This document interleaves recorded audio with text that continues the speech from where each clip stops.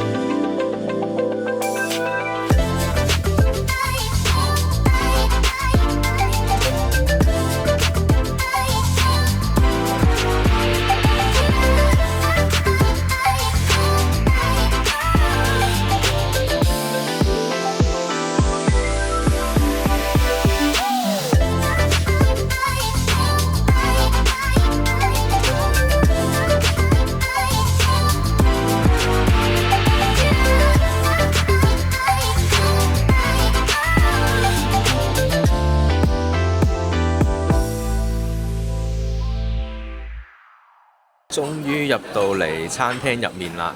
呢度呢個環境呢都幾嘈嘅，因為人非常之多啊！呢一間菜呢係一間杭州菜啦，佢哋會叫做地道杭幫菜咁樣嘅。咁呢個地方呢就好似喺網絡上面好熱門呢，所以就人流好多。今次呢個 trip 呢其實係好即興嘅，我係17號先至見到 In-Art 有一個限定店，咁佢好似係辦1個月，所以呢我17號先至買機票，18號先至過嚟咁樣。所以今次呢個 trip 呢我就冇 plan 任何嘢，咁啲餐廳呢都係我女朋友幫我揾。呢一間餐廳呢就我哋嗌咗個紅燒肉啦，嗌咗個炒青菜，一個鱔絲，然後一個小炒皇同埋一個燒黃魚。其實佢整體個味道都幾好嘅，咁價錢呢都係比較親民啦，同埋呢就我覺得鑊氣幾好，呢度可以睄到佢裏面個廚房呢係瘋狂咁樣炒菜，瘋狂咁樣煮。上次呢去上海嘅時候呢就係瘋狂咁樣食嗰啲蟹黃料理，今次嚟到杭州呢就係瘋狂咁樣食紅燒肉。咁啊難得都嚟到杭州啦，當然就唔可以淨係行一個限定店就算啦。咁我而家終於嚟到呢度呢，就係黑神話嘅一個零售店，長住嘅零售店，位於杭州呢度一個叫做藝創小鎮嘅一個點講啊園區裏面啦。咁同時咧，黑神話嘅公司遊戲科學嘅辦公室咧，都係喺呢度附近嘅。咁呢一度咧已經係一個長住店嚟㗎啦，裡面佔地有1000幾嘅平方米，2層嘅一個建築。咁啊咧就喺25年嘅9月開始嘅。頭先咧我大約咁樣入去行咗一轉咧，裡面咧係有好多嘅大型嘅擺設啦，然後咧有好多嘅商品咧可以買嘅，好得意。我覺得嗰個藝術風格咧係好好睇嘅，好有趣嘅。如果你有玩過呢個遊戲嘅話咧，你會見到好多你喺遊戲裏面見過嘅場景同埋人物啦。咁我覺得裏面最特別嘅就係有一個靈吉菩薩嘅頭啦，一個超巨型嘅靈吉菩薩嘅頭，嗰個頭係比人仲要再大嘅。跟住然後一座超巨大，我諗應該係1:1嘅牛魔王嘅一個雕像。喺2樓嗰度望落嚟咧，係有一個無頭真咧係坐喺上面咁樣嘅，超有趣。無頭真咧係成隻 game 裏面咧，我其中一個好令我印象好深刻嘅，因為佢每次咧一出場咧就可以唱歌，好有 feel 啊！即時成個嗰種古代呢種奇幻神話故事嗰種風味出晒嚟。如果大家有玩呢個遊戲，然後又經過嚟到杭州嘅話咧，我強烈推薦大家嚟呢度行下。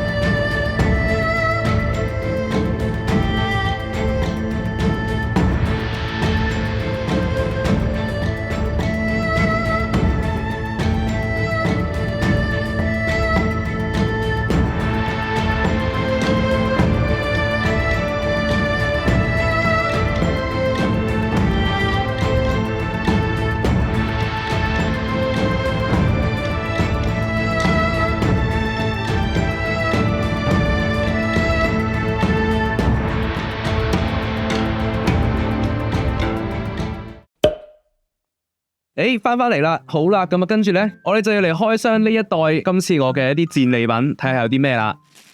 首先有一個 InArt 嘅 cushion 啦，然後裏面有一袋細袋嘅呢，有一個滑鼠墊啊，咁樣嘅款式嘅，上面寫住 Queen Studios， 跟住呢，裏面呢竟然有一個風扇啊。有一個咁樣嘅一個票根啦，咁啊今次去現場了解知道咧，佢哋一直以嚟啲產品咧都有出一啲票根嘅，咁樣咧佢哋會有本簿咁樣咧就可以俾你記錄低一啲，將你所有嘅收藏咧就可以擺晒本簿度，用呢啲票根嚟證明你有收藏過呢啲嘢啦。好似今次嘅活動咧，佢哋就會為今次嘅活動咧特登出一個票根，證明你有出席過佢哋曾經有個咁樣嘅線下活動嘅。跟住有一啲今次活動佢哋一啲產品嘅一啲 postcard 啦，今次活動嘅一啲鎖匙扣啊、襟章啊、手帶啊咁樣啦，仲有一啲活動嘅貼紙同埋呢一個 InArt 嘅一啲磁石貼。然後就嚟睇睇買一啲咩啦。首先就係呢一個高級版嘅 The Dark Knight 嘅 Batman 同埋一個佢嘅配件包，跟住呢一個呢1:12嘅一個悟空嘅青銅套啊。最後仲有呢一個超大盒嘅呢係佢哋現場喺度發售嘅一啲好靚嘅造型地台。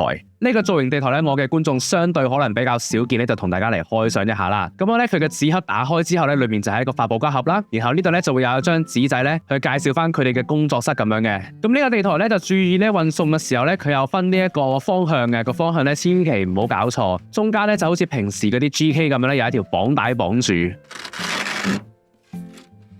咁佢個風格呢，就係非常之似呢一個黑神話悟空第2回裏面嗰個場景嘅風格嘅，所以我呢先至睇中咗佢，咁咪買佢。咁樣呢，佢係完全唔需要自己組裝嘅。見佢保護得都算唔錯啦。咁當然啦，運送過程裏面就會跌落咗好多嘅碎啦。咁如果你有辦法嘅話，都可以黐翻佢嘅。但係我覺得望落去都唔使嘅，佢暫時都算係幾完整嘅。咁呢個地台呢，又冇特別話要配搭一個乜嘢比例嚟玩嘅。咁我覺得配小比例當然就最好啦。咁啊，好似一啲黑神話悟空裏面嗰啲古代中國風嘅角色咧，就好適合配合呢個地台咧嚟影相咁樣啦。呢一隻天命人咧係25年第4季出貨，係一個比較前期嘅防具套裝造型嚟嘅。咁啊玩完之後咧，我覺得咧佢服裝嘅做工咧非常之精緻啦，盔甲部分嘅雕刻、布料部分嘅花紋都係令我覺得好驚喜嘅。豪華版咧包2個頭雕，兩個頭雕嘅嗰個細緻程度咧完全唔馬虎嘅。另外咧豪華版咧仲會有立棍啊、棍花呢啲配件可以玩。豪華版嘅現貨價錢係人民幣648蚊，咁今次呢一個地台嘅價錢咧係人民幣360蚊嘅。偏科盒方面咧，武器該有嘅都有齊晒噶啦，戰衣嘅細節咧都係還原嘅，類似碳纖維嘅部分、磨砂面嘅部分全部都有做到。高級版咧會再有一個真人頭雕，呢一個真人頭雕刻畫嘅深度咧，我就覺得冇頭先悟空嘅嗰個咁驚艷。呢隻蝙蝠俠喺25年嘅第2季出貨，後來喺今年咧再追加咗一個配件包，裏面有埋有鐵絲嘅造型斗篷、空心頭盔、飛行背包等等嘅配件，加埋呢一個配件包咧都可以話係該有嘅應有盡有啦。呢隻 Batman 高級版嘅現貨價錢咧係人民幣548蚊，配件包咧就係人民幣109。呢啲1:12作品最大嘅好處咧就係好扭好玩，比較唔需要錫住嚟玩。咁啊，如果大家中意睇嘅話咧，未來我可能仲會拍更加多嘅。今日呢2隻作品，我哋頻道俾佢嘅評級同樣都係推薦佳品。最後嚟到呢度咧，今日呢條片都差唔多啦。如果中意今日呢條片嘅朋友咧，就記得一定要讚好同埋訂閱我個頻道，撳埋個鐘仔 follow 埋我嘅 Instagram。喺我嘅 Instagram 上面咧會有更加多唔同形式嘅玩具開箱同埋玩具情報嘅。咁我哋下次再見，拜拜。